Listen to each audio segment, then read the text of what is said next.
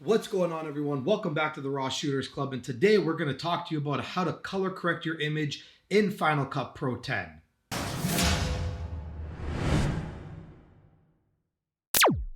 First and foremost, before we get started, welcome back. Thank you for tuning in. If this is your first time watching, don't forget to hit that subscribe button, and let's get to what we're going to talk about today. Now, white balance is important, but I'm not going to get into the nitty-gritty of what white balance is.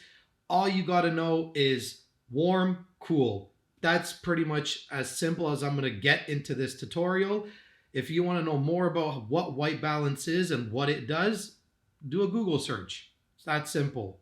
So the image that we're correcting today is clearly a camera operator issue. Oh, wow. It's my fault, huh? Yes. Yes, it is.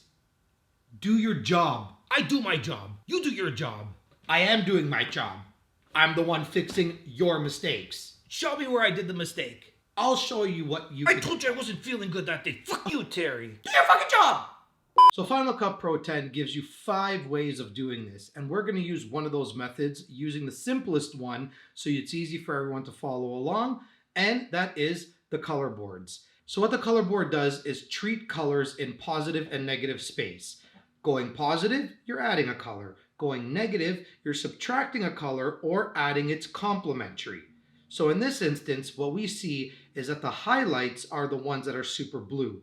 So what I like to do is just take the slider, drag it over, and just slowly start subtracting because we want to get rid of that blue from the highlights, which will make it a little bit more on the warmer side. So after doing this step, we're still seeing that there's blue in the shadows, and that's something that we obviously don't want.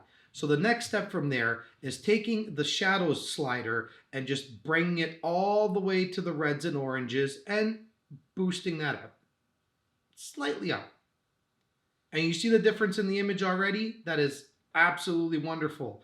But we still want to bring a little bit more life into the skin tones. So let's take the mid-tone slider, slide it over to the reds and oranges, and just slightly boost it up the way we did with the shadows. So it looks a lot better, right? Yeah, that's what I thought too. Now, it's not 100% perfectly white balanced. You know, you're probably about 98%, but it's definitely giving you a 100% better starting point from where you were initially. Now, this doesn't mean that you can go and turn around and just be like, I'm not going to take this into consideration and I can screw up and put my camera to whatever white balance I want. I can fix it in post.